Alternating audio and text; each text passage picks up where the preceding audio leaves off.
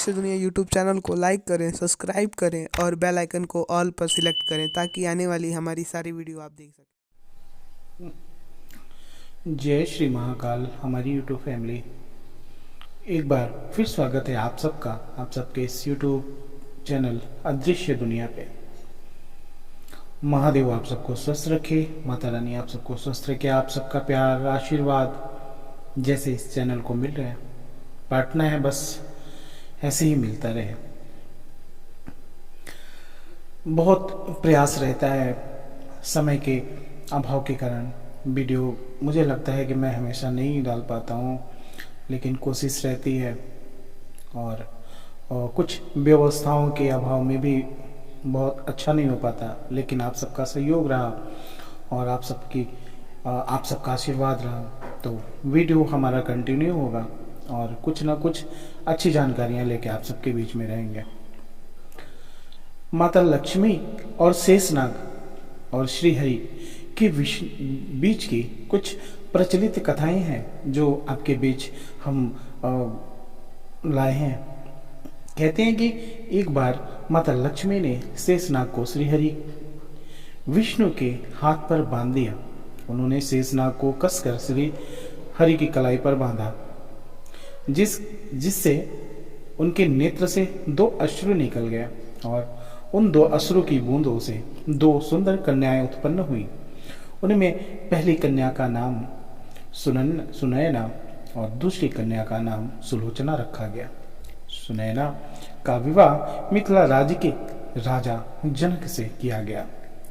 सुलोचना का विवाह देवराज इंद्र के पुत्र जयंत से किया गया से निश्चित हुआ, किंतु जब सुलोचना को पता चला कि असुरों के सम्राट रावण के पुत्र मेघनाथ ने इंद्र और उनके पुत्र जयंत को हरा दिया था, तो सुलोचना को मन ही मन में मेघनाथ से प्रेम हो गया और मेघनाथ भी सुलोचना के सौंदर्य पर मुग्ध हो गया था और दोनों ने विवाह कर लिया। जब नागराज शेषनाग को यह बात पता चली तो उन्होंने सुलोचना को क्रोधित होकर ये श्राप दिया कि तुमने जिस अधर्मी को अपना पति चुना है उसका वध त्रेता युग में मेरे ही हाथों होगा। इसी श्राप के कारण मेघनाथ का वध शेषनाग ने लक्ष्मण का रूप लेकर धरकर किया।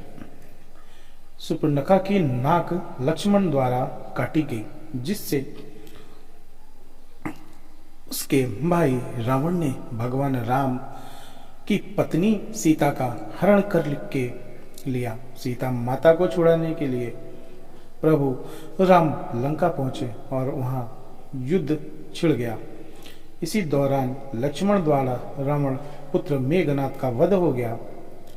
वध के पश्चात मेघनाथ का हाथ सुलोचना के साथ समक्ष आकर गिरा। सुलोचना ने सोचा कि पता नहीं यह उसके पति का भुजा है या नहीं, अतः उसने कहा, अगर तुम मेरे पति की भुजा हो तो लेखनी से युद्ध का सारा वृतांत लिखो। हाथ ने लिखा, प्रिय, हाँ यह मेरा ही हाथ है। मेरी परम गति प्रभु राम के अनुज महातेजस्वी तथा दैवीय शक्तियों के धनी श्री लक्ष्मण के हाथों हो गई है। मेरा शीश श्री राम के पास सुरक्षित है।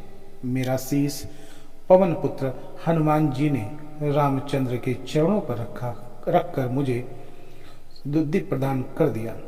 रावण की बातें सुनकर वह राम के पास गई और उनसे प्रार्थना करने लगी। श्री राम जी ने उन्हें देखकर उनके समक्ष गए और कहा, हे देवी, आपसे मैं प्रसन्न हूँ। आप बड़ी ही पवित्रता हैं, जिसके कारण ही आपका पति पराक्रमवान था। आप कृपया अपना उपलक्ष्य कहें। सुलोचना ने कहा, राघवेंद्र, आप तो हर बात से अवगत हैं। मैं अपने पति के साथ सती होना चाहती हूँ और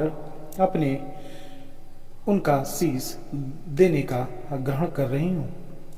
रामचंद्र जी ने मेघनाथ का शीश उन्हें सौंप दिया। सुलोचना ने लक्ष्मण को कहा, भ्राता, आप यह मत समझना कि आपने मेरे पति को मारा है। उनका वध करने का पराक्रम किसी में नहीं, यह तो आपकी पत्नी के सतीत्व की शक्ति है। अंतर मात्र यह कि मेरे स्वामी ने असत्य का साथ दिया। वानरगणों ने पूछा कि आपको यह किसने बताया कि मेघनाथ का शीश हमारे पास है? सुलोचना ने कहा, मुझे स्वामी के हाथ ने बताया। इस बात पर वानर हंसने लगे और कहा कि ऐसे में तो यह कटा सर भी बात करेगा। सुलोचना ने प्रार्थना की, अगर उसका पतिव्रत धर्म बना हुआ है तो वह सर हंसने लगे और मेघनाथ कर सर हंसने लगा। ऐसे दृश्य को देखकर सबने सुलोचना के पतिव्रत का सम्मान किया। सुलोचना ने चंदन की शैया पर अपने पति के शीश को गोद में रखकर अपनी आहुति दे दी। यह सुलोचना के जीवनी का एक बड़ा प्रचलित कथा था जो हमने आपके बीच रखा। इसमें अगर हमसे कोई गलती हुई हो तो उसको बताइएगा। और ये वीडियो अगर आपको अच्छा लगा हो, ये जानकारी अगर आपको अच्छी लगी हो तो लाइक शेयर सब्सक्राइब जरूर करिएगा और आगे ज़रूर भेजिएगा ताकि आपका सहयोग हमें मिल सके। महादेव आप सबको स्वस्थ रखे। जय श्री महाकाल, जय माता।